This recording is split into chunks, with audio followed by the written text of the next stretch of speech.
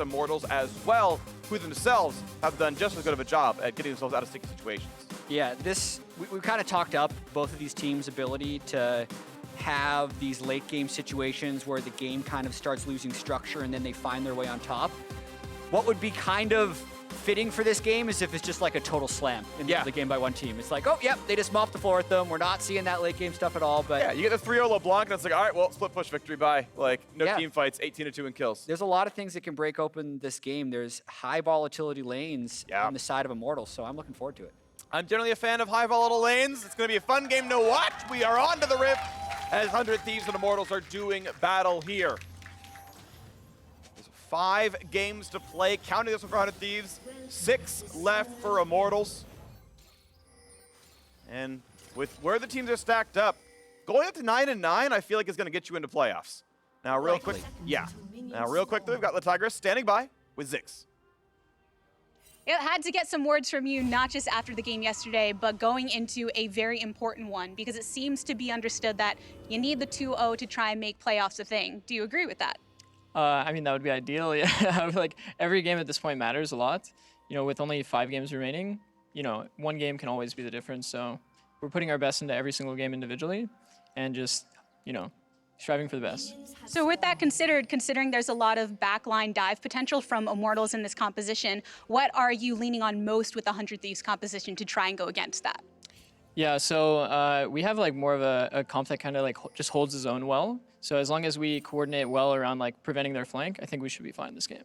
Okay, hold your own on the Rift and hold your own in the standings. That's what we got over here. Let's get back to the game. Yeah, and I think to just elaborate on what Six is saying is a bit what we were saying in Champion Select, where 100 Thieves at a certain point in this game is just going to be trying to group up and hold the zones well so they can move to objectives, so they can move to a turret, so they can move to Baron, and it's going to be about containing sOAZ in most of this game. Yeah, well, he's got the first CS up in the top lane. So yeah, he's already pushing. I mean, how could you ever come back from that one? Ssumday is, you know, still safe enough as they play around their respective cooldowns. A little bit of damage goes back and forth as Eika is also fairly comfortable right now against Ryoma. Quick red to blue for Xmithie.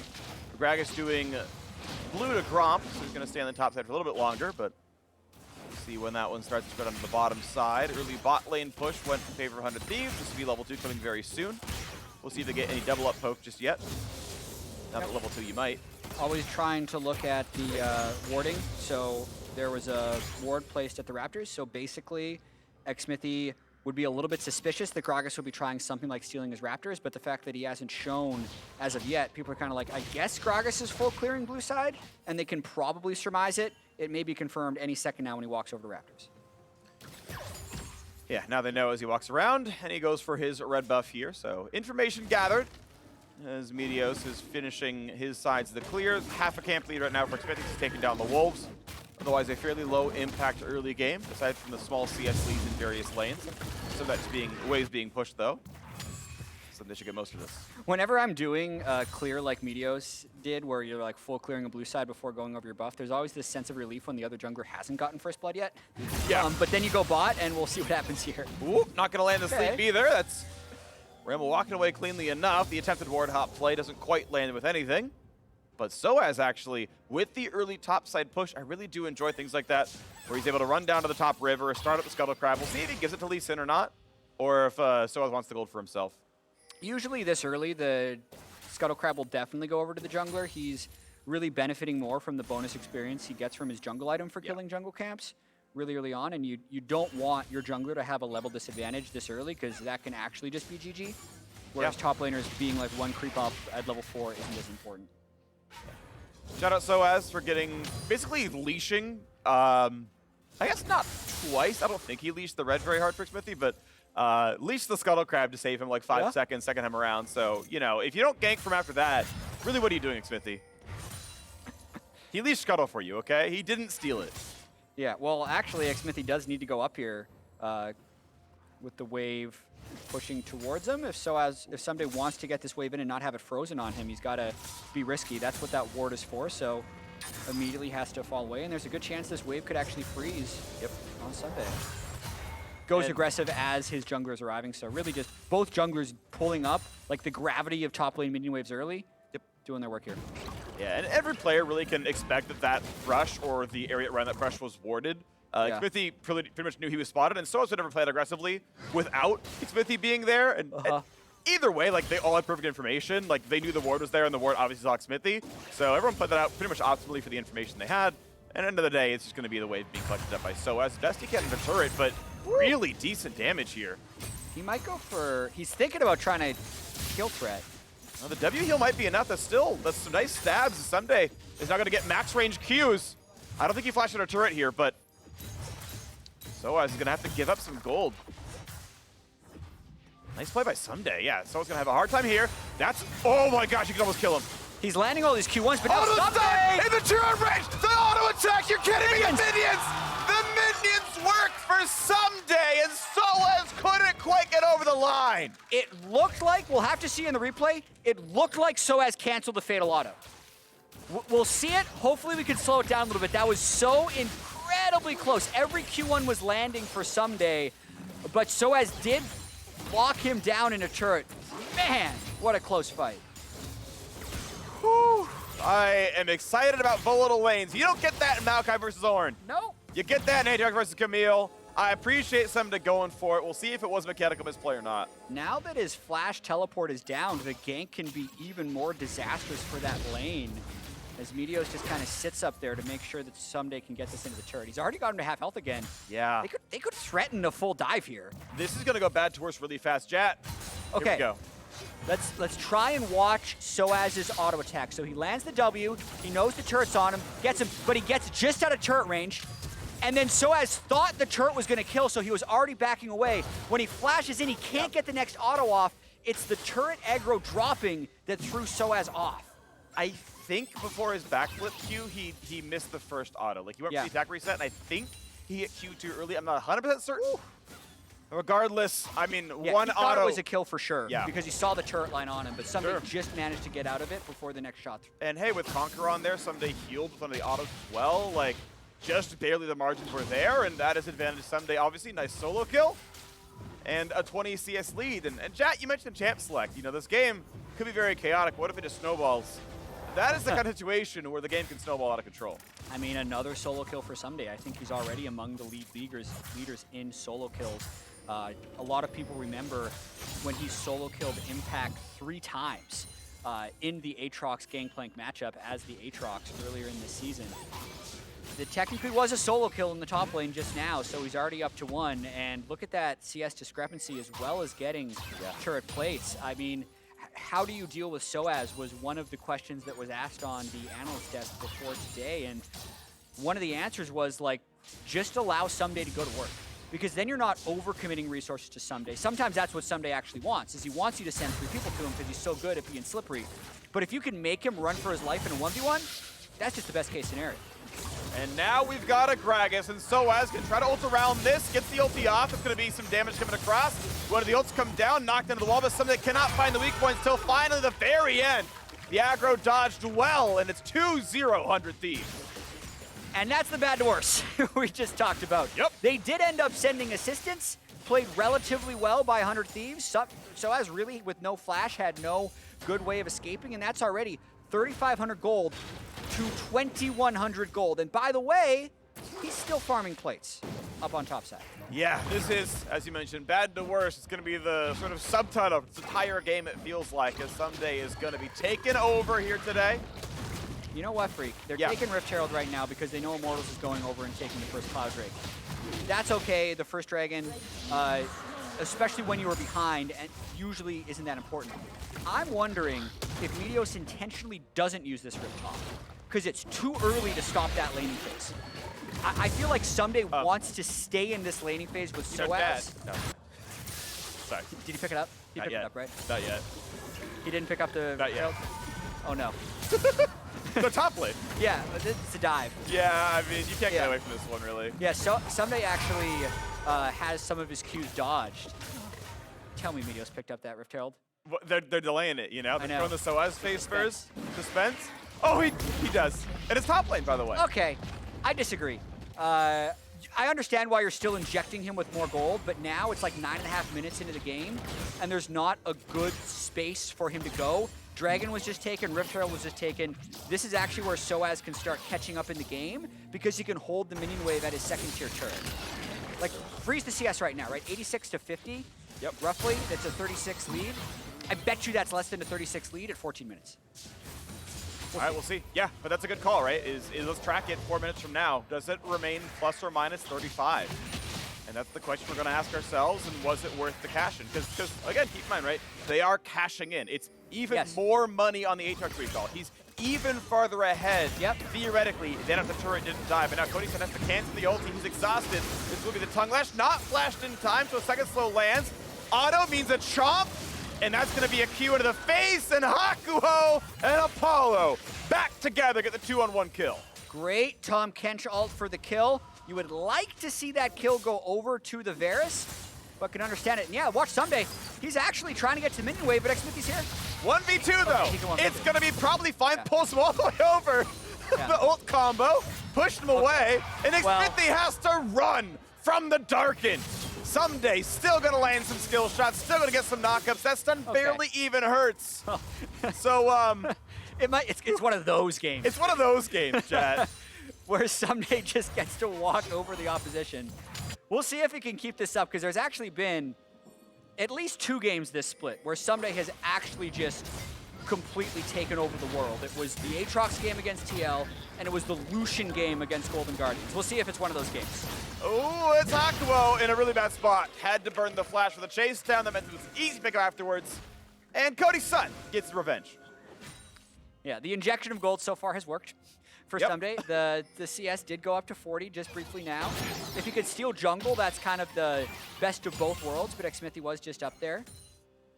And yeah, he drew Xmithie away right there, so now Hunter Thieves are making plays elsewhere. Oh, wow, okay. That wasn't a good play. That They're making it.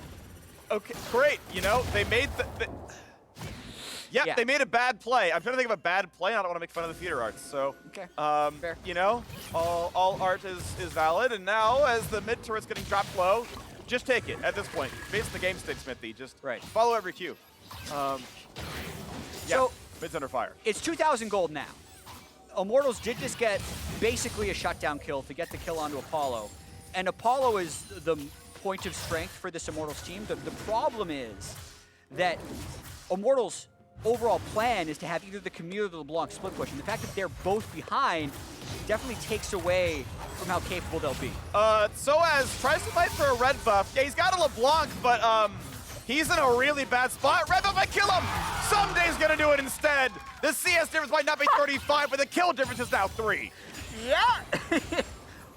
Holy crap. Yeah. Ssumday is just taking over this game. They said both solo laners from him. You can't. Like, you just can't go near him for the next 10 minutes. Otherwise, he'll do that, is what it feels like. Yeah, sOAZ, you gotta wave the white flag on that one, dude. Like, I don't think you get to invade Ssumday in his jungle with his red buff when you're down 2 levels on the fight. You gotta get that one away. CS difference, back up 35. Yep. You know, good job, chat. You called it. 6K to 3.4K. Close game. Currently. Vaguely. So far, it is top difference, for sure. Yeah. And that was, solo kill, then one gank, then second solo kill. Yeah. What's so interesting is, like, I wonder what happens if sOAZ doesn't miss that auto. Right? Oh, right, yeah. Because we said this is a high volatility matchup, and, like, we're seeing what Ssumday can do with the lead, but you're also seeing what happens when Camille is behind. Really, the mini wave is pushing against sOAZ, so he doesn't feel like there's anything else he can do than just push off this red, but he gets so low, and Eika's level 9, he just can't. Yeah. He can't help. Yeah, I don't know what happened there, but... It's like, yeah, that was foolish. Yeah. sOAZ has been there before. Yeah. That's the kind of play, like, you know, we've all seen that top laner. We call that, you know, everyone knows the name of the player we're thinking of. The top laner who's 0-3 and just goes, Riot, why'd you design Aatrox this way 200 years? And it's like, dog, you're 0-3, just stop. Well, for what it's worth, that player cam on sOAZ didn't look like that to me. No. That very much looked like the opposite of that. I know. Yeah, my bad. But we all know that other player. Oh, yeah. It's 200 years all the time. We know that guy who goes 0-3 and then starts question mark pinging Xmithie for the next 5 minutes. Don't be that guy. Don't be that guy. Yeah. Hey, I actually want to see now, no bias, Immortals win through sOAZ split push, and he just gets tilt proof, you know? Yeah. I just enjoy that. Be that guy. All right, well, Apollo has good money. He's got 20 CS up in the bot lane. Ooh. That's gonna feel pretty good. Decent trade down here. Ryoma's gonna hit back though. Nearly takes down Eika, but I think the clone came down in time to tank the majority of the paddle star damage. He's gonna be okay. That was very fortunate timing for Eika right there. Xmithie trying to make something happen in the one lane that's winning. Chomp, spit out. Yep, good clear. Between Guardian and that W, there's really no damage dealt, but at least the turret is going to stay safe. Ssumday wants tier 2 turret. Yeah, he's just going to finish it and then probably go towards mid lane. All right.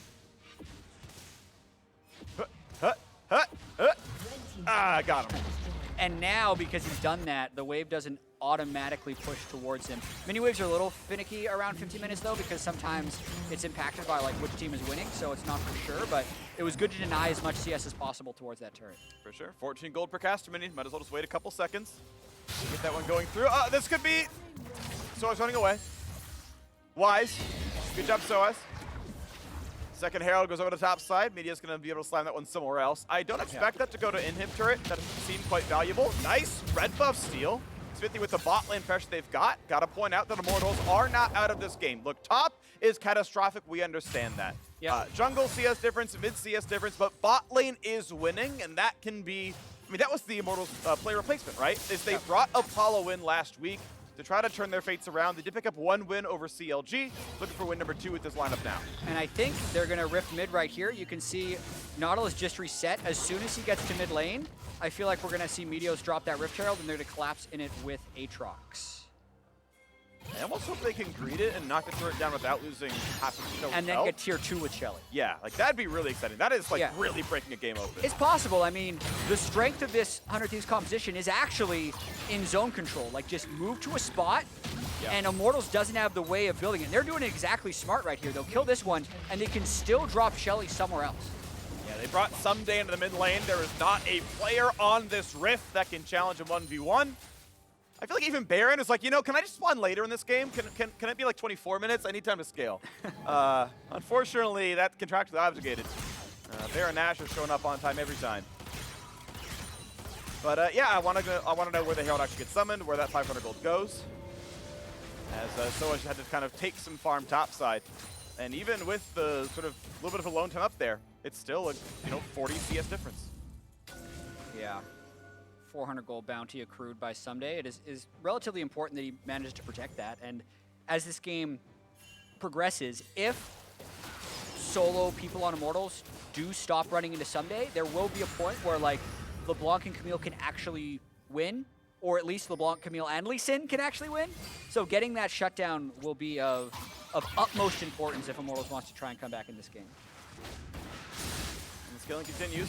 We're getting closer and closer to Apollo getting his Rage Blade done. That'll be the first major power spike, and realistically can do decent damage against Aatrox here. Want to point out a very small item interaction. Blade of the Ruin King is actually very good against Death's Dance, because as a champion gets lower in health, you do less damage with Blade of the Ruin King, with current health damage.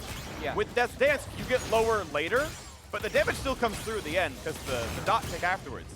So a on-hit Ruin King champion has a very, very, very slight DPS edge against a Death's Dance user, so potentially Apollo can get a kill on a Ssumday here. Rage Blade there is good. Does have good single target damage. Stunt now going to be rooted in place. That's going to be the hits coming in. That's the kick backwards. The ward hop away for Xmithie, and that will be a kill ticked up. But the re-engage could be deadly. So far, though, not yet. Meteos got a bit low. A couple of individual picks. Immortals are winning everywhere but top lane, kill-wise. And it was a smart move by Immortals. They knew that the wave was bouncing back in the top lane, that Ssumday wasn't going to be there. And any time they can fight where Sumday's not there, it's probably a good fight for Immortals. It's going to be their best chance of winning. Let's see if they can do more of that. Late game shot calling, really the name of the game for Immortals. Somehow getting back in games where they weren't likely to do so. Ssumday has ult, has flash. Very likely lives through anything here. And yeah, gets out from the 1v3. Shouldn't be able to land a follow-up there. A quick cat nap for Snorlax.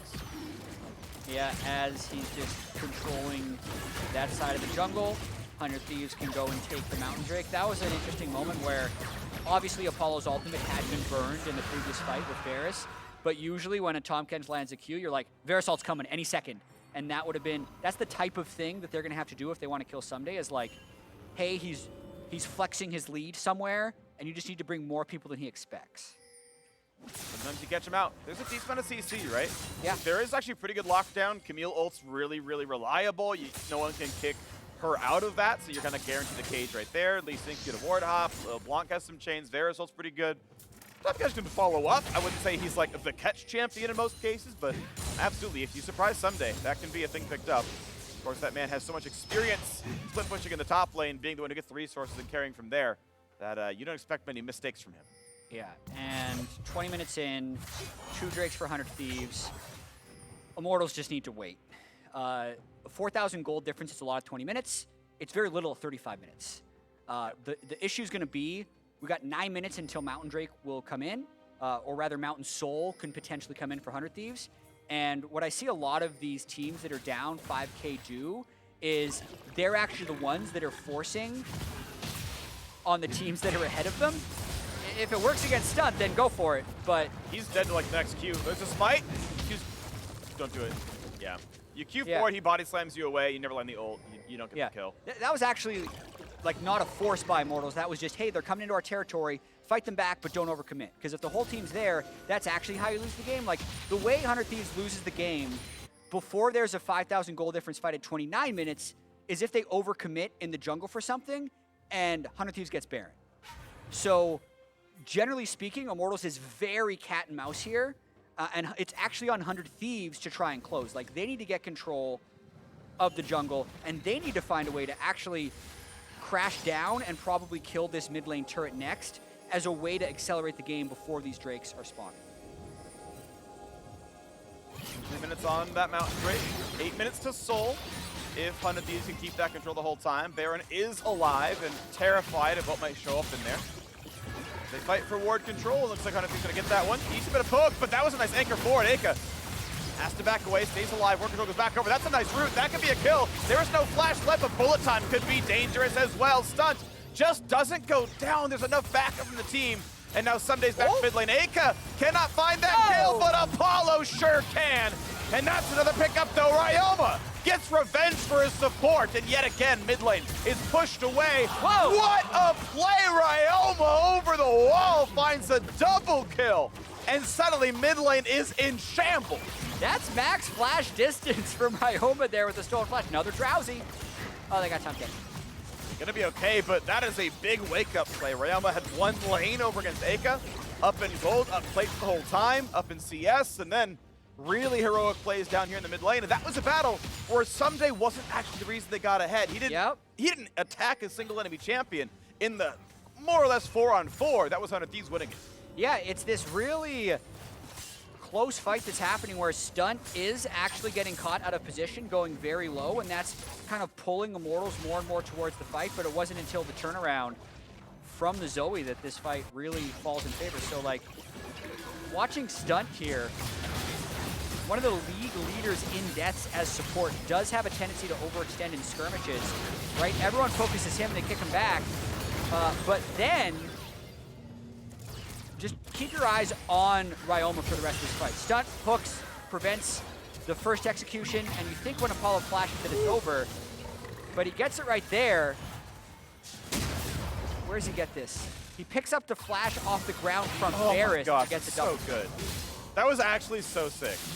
Flash forward and R's back across. That was so well played by Ryoma. Tops the damage done. You can see here, neither top laner was involved, but when there's a 3K gold lead top lane, and that was 80% of the gold lead, and the top laners weren't why that fight was won, I mean, it just feels so one-sided for 100 Thieves right here. And it turns out, yeah, they are walking away with this one. This should be an easy save. Oh, look, he's fine. Yep. Picking Zoe into Tahm Kench is more for the picking Zoe into the Blanc, not necessarily thinking about the overall team comp, because it is really hard for Ryoma to find picks in the mid game with that champion. But overall, Freak, it does look like 100 Thieves is on the way to a 2-0 week. Yeah. Which would be absolutely huge for them. They have that incredibly close back and forth game against Dignitas yesterday where no one was really happy about it. Sure. Like, you saw the team afterwards, you could see the coaching staff walking around, definitely some frustration that the game wasn't cleaner, but you still take those, right? It still counts just the same as a 20-minute, 15-kill-0 victory. Yep. You don't get bonus points for winning harder. So This is more, I think, a game you would be happy with if they're able to close this out cleanly. Your top laner has a big showcase. Ssumday totally takes over the early game. But then from there, the rest of the team has successfully been able to accelerate. Now, 7,000 gold up, 5 minutes until Mountain Soul, 25 minutes into the game. That feels like about half of these wins, where like the rest of the team goes pretty close to equal. Like they're fine, they're LCS level, and some days just like, no, top difference. And then the rest of the game falls around him. And so far, so good. 100 Thieves. The roster is going to be looking at close one there. Almost playoff position. Right now, 7 wins would put them in that spot. As long as they can keep pace with the rest of the field, that's the top 6. We know top 4 is the important part. Also in striking distance for the team. And that'd be hype. Yeah. They're a little bit out of sync right now. Like, they're doing a lot of poking around in the jungle while Ssumday is still setting up in base. If they're not going to go for Baron, they do need to pressure Ssumday on one side that's actually drawing resources before going for stuff. It's a little bit risky, actually, what they were doing just now with potential 5v4s in the jungle. But now that Camille's shown, they're just going to try and poke and get these turrets in as much as possible. Ssumday, yeah. Full level above, then Ryoma full level above, then a couple of 14s. Cody's son nearly matching the opposing solo. Now going for the play, but it's a nice body slam, buying some time. Stunt very tanky, but now Aftershock is on cooldown. Not a re-engage to be had, though. Ulti's still down for Apollo. Eika's short cooldown, not a big deal there. So he's just picking up the scraps that he can. And we wait to see when the death knell comes. Yeah, Immortals definitely on the back foot, holding on as best they can to their base. Yeah, they actually don't have to do Baron, but you can tell they're thinking about it. Yeah. They're like, we have so much control of this jungle. Maybe we should just start the Baron and see if they follow. Yeah, he's fine. All right. I'm not sure you ever really target the block with Nautilus R when no one else is around. Agreed. Whatever. It's fine. All right. They're scaling. Yeah, they are probably just in a holding pattern until Mountain Soul, and then they can go for Baron. Yeah, and I think Mountain Soul actually really removes a lot of the win conditions. Do you have any really interesting 2.5-minute stories? 2.5-minute stories. As I just ask you out of the blue. I used to have, hold on, wait. Okay, no, yeah. That's also a trick, is like I create a tangent only to make the game happen, to make it seem like we're not on topic. That's true. I used to have a 15-minute stand-up set that Day 9 delivered, memorized. Wait. It was about online dating. You had the set? Like Day 9 delivered it. You wrote it for him? No. Okay. But like someone like linked it, and I was like, wow, it's a really good set. And then I like listened to it so many times, I had the whole entire thing memorized. Okay, so you watched a stand-up set, and then you I thought you were like actually had this secret career in stand-up comedy. No, as you all know, that career would not be very good. That's why it's secret. I don't know if unsuccessful is the same as secret. Like, I'm secretly a character artist. Like, no, I'm not. I can't draw. Yeah, I'm always very impressed by stand-up. That was 1 minute, chat. That was. I'm very impressed. It's the fact that people just get good enough at telling jokes that they can create a through line for like 30 minutes and have it be funny. So I listen to a lot of stand-up comedy. There is very rarely an actual through line. Here we go, engages there, but a nice stopwatch buys Meteos some time. We're looking to re-engage. Apollo finds the snipe, and Hawk was going to go down. Eika cannot find the damage, as now the re-engage can come through. 4-on-4, technically a better kill for Immortals, but all said and done, that is a dead inhibitor in the mid lane. Drake up in 1 minute. Kind of surprised Immortals tried anything, because we were happily going along and just keeping that gold even, and eventually there was going to be something in Mountain, but they tried, and they're punished by losing their inhibitor. And now 100 Thieves is going to reset before taking Mountain Soul, and then probably Baron. That's the next steps. Yeah, that is very likely, and we're 38 seconds away from that Drake spawning, and we will see if Immortals can manage a team fight there. Yeah. Unlikely. So basically, the reason they do this is because Ssumday's still in bot lane, and they see a temporary fight. So like sOAZ is trying to make something happen, and he does, right?